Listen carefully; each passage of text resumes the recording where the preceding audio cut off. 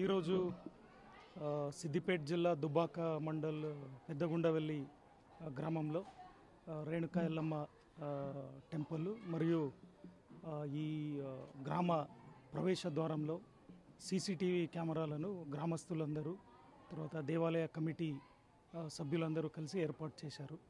ఇది చాలా హర్షదాయకమైన విషయము. ఎందుకంటే ఇప్పుడు మహానగరాలే కాకుండా పల్లెటూర్లలో కూడా హైదరాబాద్ మహానగరానికి చుట్టుపక్కల ఉన్న చిన్న చిన్న పట్టణాలు గ్రామాలలో కూడా ఈ నేరాలు జరుగుతున్నాయి.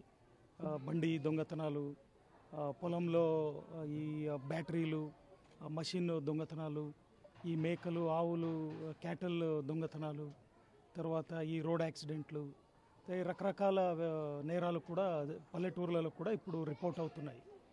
ఈ నేపథ్యంలో ప్రతి గ్రామంలో కూడా ఈ నిఘా నేత్రం అనేది ఉండాలి, సీసీటీవీ సర్వేలెన్స్ ఉండాలనేది ఈ గ్రామవాసులు గుర్తించి ఈ టెంపుల్ కమిటీ సభ్యులు కూడా దాన్ని అర్థం చేసుకొని సీసీటీవీ కెమెరాలను ఏర్పాటు చేసింది చాలా మంచిది. సిద్దిపేట పోలీస్ కమిషనరేట్ తరపున నేను మన సిబ్బంది అధికారుల తరపున ఈ గ్రామస్తులకు టెంపుల్ కమిటీ సభ్యులందరికీ కూడా నేను కృతజ్ఞతలు తెలియజేస్తాను. అదేవిధంగా చాలా పురాతనమైన చాలా ప్రసిద్ధి పొందిన ఎల్లమ్మ టెంపుల్ దర్శనం కూడా చేశాము.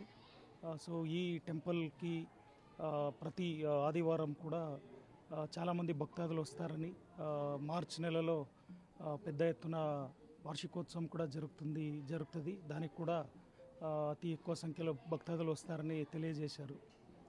ఈ టెంపుల్లో భక్తాదులు ఎక్కువ సంఖ్యలో వచ్చినప్పుడు పోలీస్ కూడా చాలా మంచిగా బందోబస్తు నిర్వహించడానికి కూడా అన్ని చర్యలు తీసుకుంటాము. ఈ పెద్దగుండవెల్లి గ్రామస్తులందరికీ, ఎల్లమ్మ టెంపుల్ కమిటీ సభ్యులు, ముఖ్యంగా మహేష్ గారికి అందరికీ కూడా నేను అభినందనలు, కృతజ్ఞతలు తెలియజేస్తాను. Thank you. ప్రతి సంవత్సరము 250 కంటే ఎక్కువ మంది ఈ రోడ్డు ప్రమాదాల్లో మరణిస్తూ ఉన్నారు. ఇది వేరే ఏదైనా మర్డరో లేకపోతే ఇంకా వేరే ఏదైనా సూసైడో ఇట్లాంటివి అయితే అందరూ గుర్తిస్తారు, ఇట్లా ఎవరో చనిపోయారు, ఏదో మర్డర్ అయింది అని. కానీ ఈ రోడ్ యాక్సిడెంట్ అనేది, రోడ్డు ప్రమాదాలు అనేవి నీళ్ల కింద చేపల్లాగా ఎవరి దృష్టికి రావు. కానీ ప్రతి సంవత్సరము ఒక చిన్న జిల్లాలో 250 మంది చనిపోతున్నారంటే 250 కుటుంబాలు చాలా నష్టపోతాయి, తర్వాత చాలా దురంతానికి గురి అవుతాయి. చాలా దుఃఖము కుటుంబ సభ్యుల్లో నెలకొంటుంది. కాబట్టి ఏ రూపంలో మరణం జరిగినా కూడా అది మరణమే. ప్రతి ఫ్యామిలీకి ఆ దుఃఖము కలిగిస్తుంది. కాబట్టి ఈ రోడ్డు ప్రమాదాలు అనేది పోలీసు తర్వాత ప్రజలు అందరూ కూడా కంట్రోల్ చేయాల్సిన ఒక ఒక విషయం.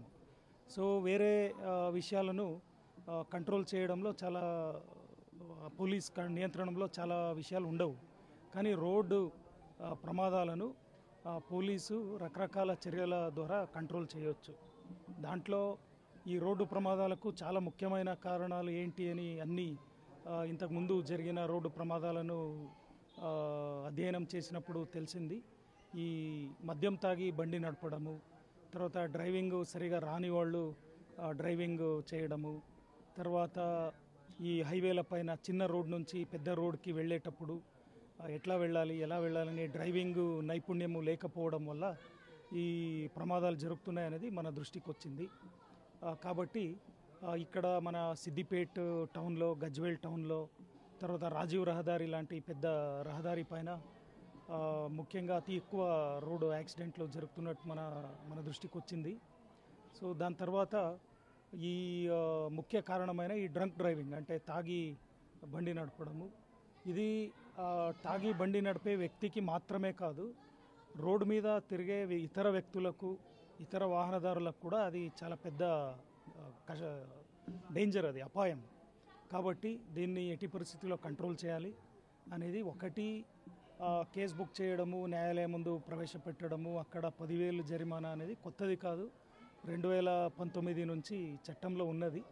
దాన్ని ఇప్పుడు న్యాయాలయాల్లో అమలు చేస్తున్నారు.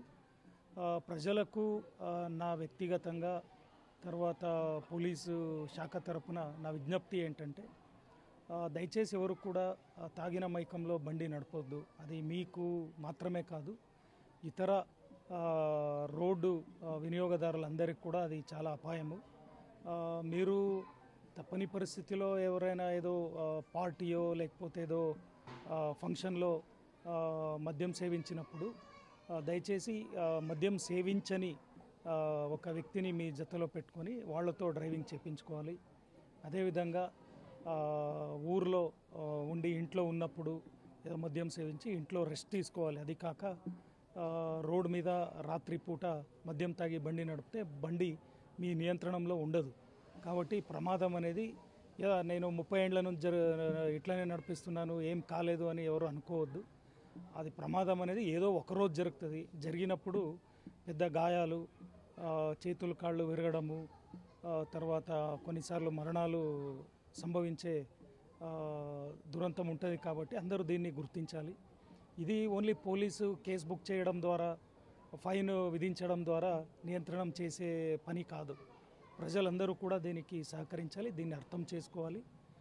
ఎవరు కూడా ఊర్లో ఇంట్లో ఏదో మద్యం సేవించి రెస్ట్ తీసుకుంటే అందరికీ మంచిది. అది కాకుండా ఇట్లా ఎక్కడో మద్యం తాగి ఒక ఊరు నుంచి ఇంకో ఊరికి, పట్టణాల నుంచి గ్రామాలకు బండి నడపడం ద్వారా చాలా ప్రమాదాలు జరుగుతాయి. ఈ ఈ విషయాన్ని ప్రజలందరూ గుర్తిస్తారని నేను భావిస్తున్నాను. ఇది ఏదో రెవెన్యూ కలెక్షన్నో లేకపోతే ఏదో కేసులు ఎక్కువ సంఖ్యలో బుక్ చేస్తే ఏదో మాకు ఇది బహుమతులు వస్తాయి అట్లా ఏమీ లేదు. దీని ద్వారా పోలీస్కి వచ్చేది ఏమీ లేదు. దీని ద్వారా ప్రజలకే మేలు జరుగుతుంది. దీన్ని ప్రజలందరూ అర్థం చేసుకోవాలని నేను కోరుకుంటాను.